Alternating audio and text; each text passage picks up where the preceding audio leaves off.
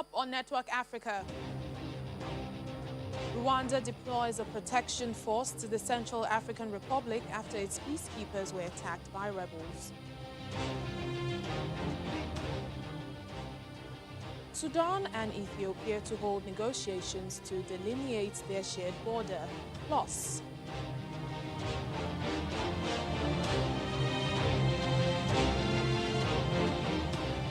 doctors in government hospitals begin nationwide strike in Kenya.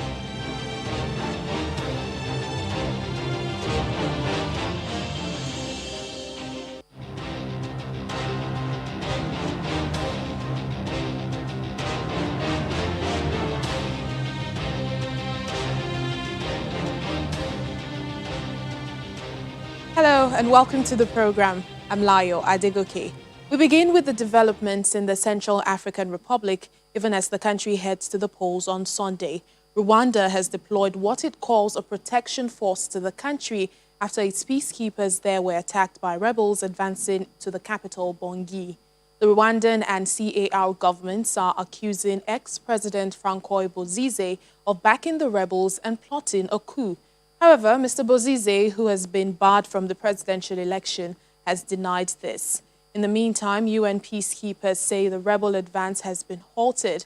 And according to a CAR government spokesperson, Russia has also sent several hundred soldiers and heavy weapons to the country to support the government. At least 750 Rwandan soldiers and police officers have been operating under the UN peacekeeping force, MINUSCA. Both Sudan and Ethiopia are to hold negotiations to delineate their shared border. A statement from Sudanese Prime Minister Abdallah Hamdok's office says the talks will be held on Tuesday, December 22nd. This is a week after Ethiopian forces reportedly ambushed and killed Sudanese troops along the border. The two leaders met on the sidelines of a summit underway on Sunday in Djibouti of the Intergovernmental Authority on Development, IGAD, which is an East African regional bloc comprising 8 countries. Hamdok is currently the head of the IGAD. A cross-border attack by Ethiopian forces and rebels last Tuesday killed at least 4 Sudanese troops and wounded a dozen others in the Abu Tor area in eastern Sudan's Gadaref province. Well, we have VOA correspondent joining us now from Sudan. Heather Murdoch is in Khartoum, where she joins us for an update. Thank you so much, Heather, for speaking to us on the program. Now, negotiations are to be held on Tuesday, and this comes a week after at least 4 Sudanese soldiers along the border were killed. What can we expect from these talks tomorrow? I think these talks could be critical in maintaining what is now a tentative peace between Ethiopia, Sudan, Eritrea, and other countries in the region. I think it's important to emphasize that this attack on Sudan, as you mentioned, was not the Ethiopian government forces entering Sudan. It was militias. The Sudan government had attacked the border. I do think that they can express areas that are under dispute, and they can talk about growing militarism in the area, and hopefully quiet as Ethiopia is at war inside it. All right, Sudan state-run news agency SUNA on Saturday said its military had deployed a large reinforcement, into the province to reclaim territories controlled by Ethiopian farmers and rebels. Do tell us a bit more about that. Well, this area has been disputed between farmers on both in claims Ethiopia. Currently, a farm said that some sounds of the area stopping. We'd like to apologize. It seems like we're having some audio disconnection with Heather. But in the meantime, we'll move on.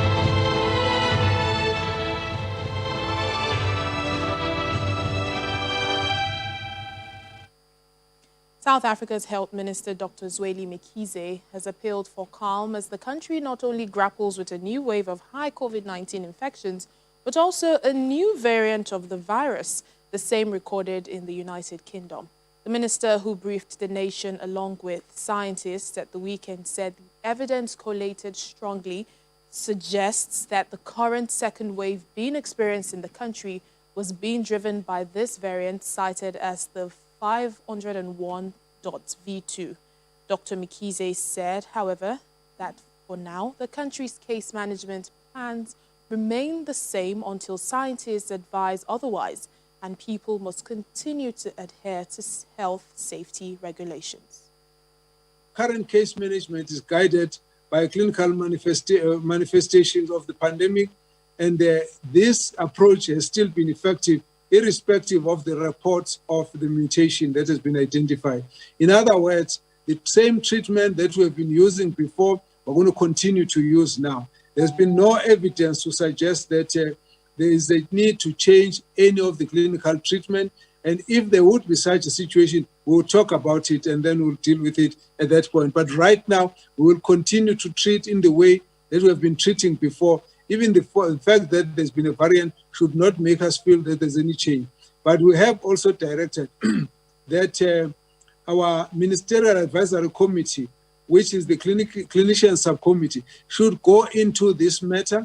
And then whenever there's going to be a need for changing the clinical treatment and patient management protocols, then they would actually report that and give us advisory when they deem it necessary. So we're watching that space. Right now, there's no need to change. There's no need to panic to think that there's some new treatment that we're going to need, or at this point to ask the question as to whether any of the treatment that has been used, is it going to be effective or not? At the moment, it has been effective even before we knew that there was a variant. So we want to keep that as a matter of reassurance to the public. Meanwhile, Police Minister Becky Cele has been going through several cities across South Africa to preach about COVID-19 safety and compliance to the citizens. Channels TV caught up with him in Johannesburg, where he visited taxi ranks, roadblocks, among a number of places to monitor compliance to health safety regulations, as well as to warn people not to commit crimes. At every stop during his compliance inspection tour, Police Minister Becky Cele had the same message: adhere to COVID-19 safety regulations, avoid criminal activities, or police would take action against you. Police will use the methods that are supposed to use when people don't listen. All police, even here, these police, they have loudspeakers. The first thing they do, they shout, they tell you to stop the thing. If you don't stop, they'll have to have a second gear. On those shipments you're talking about, those people were throwing bottles to the police, were throwing stones to the police, and the police could not just allow them to break the law and all that. We would love and make call, and we also love to make call to the media, to the analysts and the NGOs. Don't just make call only the police, also make call on the communities. Already pictures of non-compliance, even at areas where the restrictions are less than others, have been making the rounds. We asked the minister how much the differential restrictions is affecting police work. There are 3 hotspots in South Africa now. That is your Nelson Mandela, your Sarah Patman, and your Garden Road. That did not need negotiations because the health situation leads to say you are in danger, so government must protect that one. So those places where people are not supposed to go to the beach, police will be still there and make sure that they remind those people that they don't go to the beach. If people don't want to be reminded, police will have to enforce the law. But I'm very pleased that the report I have, especially around the Durban and those beaches, people are really responding. And we're very glad, we're encouraging that to happen. But as I've said, the job of the police is not to make the law, is to enforce the law. The minister, who has also visited the Western Cape, which is one of the hotspot provinces, will on the 22nd of December go to the Eastern Cape, where there has been a rise in COVID cases and reports of people breaking lockdown regulations. We'll go to those 3 shippings. I'll do that. All Kenyan doctors working in government hospitals have launched a nationwide strike over inadequate insurance benefits and a lack of protective equipment, PPE, while treating COVID-19 patients. The strike began on Monday after Kenyan medical practitioners, pharmacists and dentists union said that there had been no resolution of grievances raised over the last 8 months. According to the doctors' union, at least 14 doctors have died of the coronavirus in Kenya since the first case was confirmed in March. The strike had been due to start on December 7th, but was postponed for 2 weeks to allow more time for talks with the government.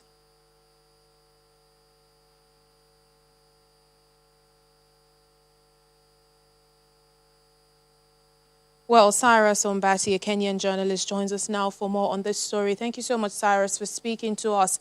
The doctors have been on this for quite a long time. Why is it taking, the government so long a time to respond to their demands? Good evening. The problem here about the doctors is that they are making so many demands at a time when the pandemic, COVID-19 pandemic, has actually wiped so many financial source of financial revenue in the country. So some are demanding salary increments, some are demanding PPEs. So the government is actually kind of overstretched. The number of cases are increasing. The hospitals are overstretched. The demand for medical attention is increasing over this pandemic issue. Then the doctors here, they are saying they're exposed. The government is trying to tell them that, look, you're not the only people affected by this disease. Even the general public is affected. You're also affected in one way or the other. Some of these doctors could be getting this disease out of the hospitals or where they go to dine and wine after job. But then there has been no kind of reasoning together between the government and the doctors' union. Now, around the world, we're hearing of a new variant of COVID-19, in Europe and even in South Africa. And as we get closer to the Christmas holiday, there are also fears of a spike in cases as people go home. What is the government really doing to appease these medical workers? This strike is coming at a time when reports are emerging from mostly Europe, especially London and Italy, that there's a new strain of this COVID-19, which is now emerging to be more deadlier in terms of spreading. The problem is now that the doctors are the ones who are supposed to help in detecting or rather stop the spread, and they're on strike. So it's worsening a situation that is already worse. There are so many fears. I'm told the government machineries are in meetings trying to look at how to handle maybe flights coming from London or Europe at large, because you see, I saw reports saying that the same strain that was seen in London has been detected in Italy. So there's kind of a confusion on what to do next. No one knows what to do, because the doctors who are supposed to help us are on strike in the public hospitals. So it's a confusion, and everyone is now praying for himself. It's really sad that this is where we are, and no one knows how long it's going to take to solve this problem. But then I understand there are talks ongoing among the parties concerned. We hope the solution will be found soon. Thank you. Indeed, we do hope for a solution to be, gotten as soon as possible. But thank you so much, Cyrus Ombati, Kenyan journalist, joining us there from Nairobi. Still ahead on the program.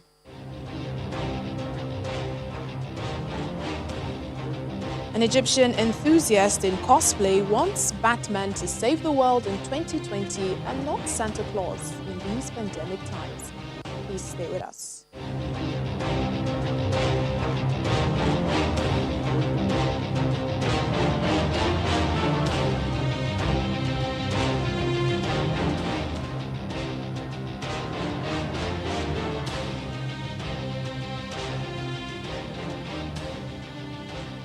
Welcome back to the program. Despite the challenges and dangers of illegal migration, some Africans are still embarking on the dangerous journey. Somali citizen Abdul Razak Yassin is one of many who is currently in Libya and says there is no other way he has to go to Europe. In the eastern Libyan city of Benghazi, Somali national Abdul Razak Yassin is still determined to get to Europe. Sick of the insecurity in his hometown of Mogadishu, Yassin left after his father was killed. Life in Mogadishu is very problematic. 1 month there is fighting, the other it stops. So the security situation is unstable. Sometimes a person could be hit, sometimes he can pay and be let go.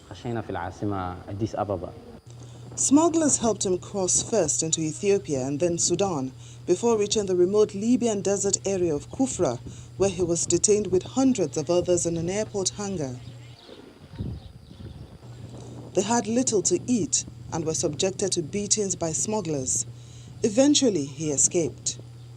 I took a regular taxi to the borders with Ethiopia, myself and 11 others, all Somalis. From Ethiopia, smugglers take us one at a time. They take an individual to each city. We went to the capital, Addis Ababa in Ethiopia, and were there for around 2 weeks. The smugglers tell you to pay $9,300 for each Somali citizen, or they will hold you from here and here. Like others, he has been confined to a crowded detention center where there is little to eat and barely room to sleep. The treacherous Mediterranean waters between Libya and Italy have in recent years been the grave of thousands of people seeking a better life in richer, safer countries. As the COVID-19 pandemic shut down movement in the spring, it slowed the numbers trying to cross from Libya to Italy.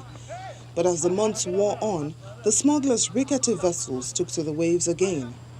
So far, more than 1,000 people have drowned trying to cross the Mediterranean in 2020 in search of a better life, fewer than last year, but in accelerating numbers since October and mostly in the seas off Libya.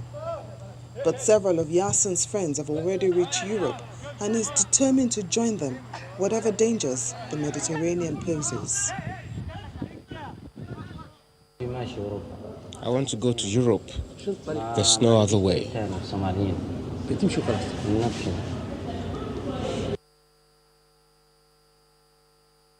All communities of northern Bahr el Ghazal in the northwest of South Sudan are being sensitized on how to report incidents of sexual harassment, abuse, and violence against women. This happened during a radio discussion sponsored by the United Nations mission in South Sudan, UNMISS, having perceived the crucial role that media can play in ending gender-based violence. Participating youths are optimistic that the media has a role to play in breaking the silence on taboos like rape and other forms of sexual abuse in the country. Sensitive issues such as early and forced marriages are also included. This is very important, and I hope our community will respond to listen, to pay their time, to listen to the radio, and help us to eliminate the gender-based violence directed to the woman and girl in the country and in the state and community at large. This year, in commemoration of the 16th Day of Activism, we decided to host radio talk shows versus the usual gathering of the community and disseminating the message through principal streets in the community. It turned out to be well received because, first of all, we did it in the local language, broadening the outreach, and also co-opting going into collaboration with local radios because Radio Mariah is not everywhere. Heavy rains have caused disaster in many countries across West Africa, but in Senegal's north, herders and farmers are enjoying a rare abundance of vegetation after years of successive droughts. Based on this, grains output is expected to jump over 30% this year, prompting Senegal to reverse its economic outlook from contraction to growth. Fari So, a herder living in the Dolly Ranch Livestock Reserve in northern Senegal, walks among his plump cows who munch the pasture. Thank God, this year we have grass. You see, this grass is still fresh at this time of the year. Last year, during the same period, grass was already dry and there was not a lot of it. Now we are in November and the grass is still green. The last rain was a month ago. This year is much better than last year. Abundant rain soaked West Africa in recent months, causing catastrophic floods in some areas that raise concerns about the rising human and economic cost of extreme weather. According to a study in the journal Nature, since the early 1980s, the frequency of storms has tripled in the Sahel region. But this year's downpours also created the thickest vegetation in years, a vital respite for Senegal's farmers and its 3 million strong herding community after 6 years of drought. For so, a few concerns still remain. With so much vegetation, herders fear bushfires could easily wipe out the pasture. Water for the animals will also become difficult to come by as the dry season progresses. Meanwhile, rising temperatures mean some areas could become as hot as the Sahara Desert within 80 years. We have even forgotten that COVID exists in this region because we're in a silvo-pastoral area where the herder is always thinking about feeding his animals before himself. So if nature smiles on them, they forget all their problems. The rains have also boosted other sectors. Grains output is expected to jump over 30% this year, prompting Senegal to reverse its economic outlook for 2020 from contraction to growth. A fan of the fictional comic book superhero says the year 2020 needs Batman and not Santa Claus to save it from the coronavirus pandemic and also to spread cheer this holiday season. The Egyptian enthusiast drives his Batmobile around his Cairo neighborhood, handing out face masks to residents this Christmas season. 28-year-old Bassem Rauf usually drives around his Cairo neighborhood in his custom-designed Batmobile, waving to passers-by and taking pictures with fellow fans. But this Christmas, with the coronavirus pandemic limiting traditional celebrations, Rauf has been handing out face masks to residents he finds along his usual route.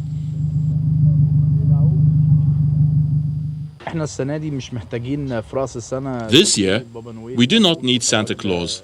We need a legend, a character known around the world as a hero. We need this character in the streets to spread awareness. Gift giving this year should be masks and other materials with the aim of raising awareness. In countries around the world, a spike of cases during the second wave has shut down the usual shops and holiday markets and forced millions to stay at home instead.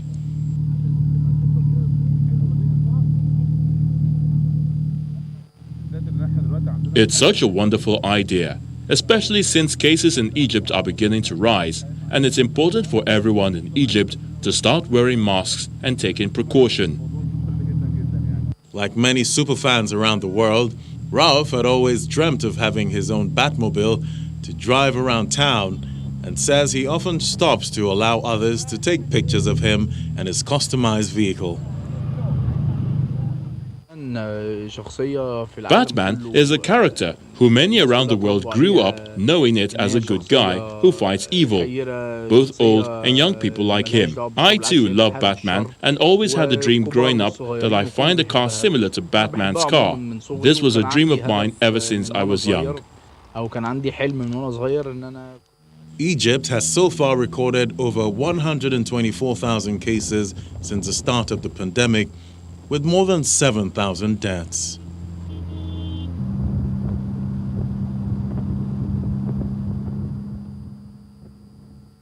Well, Batman or Santa Claus, you also spread a joyful cheer this season. That's it on Network Africa for today. Thank you for watching. I'm Layo Adegoke.